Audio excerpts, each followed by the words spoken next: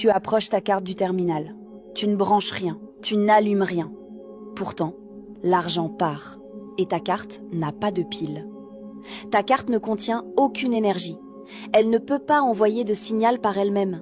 Elle a besoin qu'on la réveille de l'extérieur. Le terminal émet un champ magnétique constant. Et quand la carte entre dans ce champ, quelque chose se déclenche à l'intérieur. Une antenne minuscule gravée dans la carte capte ce champ et transforme les ondes en électricité, juste assez pour un paiement.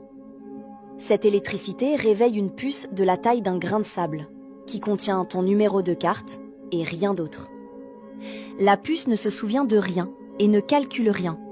Elle ne fait qu'une chose, envoyer ton numéro quand on lui donne de l'énergie. Le terminal écoute, reçoit le numéro, vérifie, valide, et la transaction passe en moins d'une seconde. Pas de batterie, pas de connexion, juste un champ magnétique et une puce qui dort et ne se réveille que quand on la touche avec de l'énergie. Cette technologie s'appelle RFID ou NFC, un nom froid pour un système qui vole de l'énergie pendant une fraction de seconde.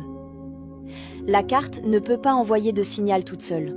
Elle ne peut pas être localisée. Elle ne peut pas être suivie. Elle dort toujours, sauf quand on la réveille.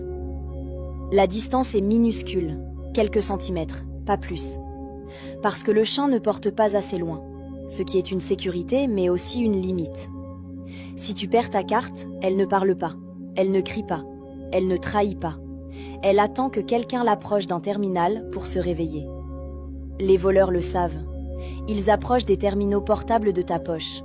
Ils réveillent ta carte sans que tu le sentes et l'argent part.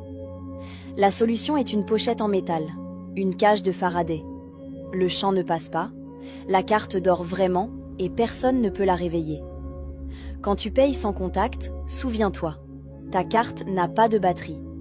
Elle vole l'électricité du terminal juste le temps de dire « c'est moi ».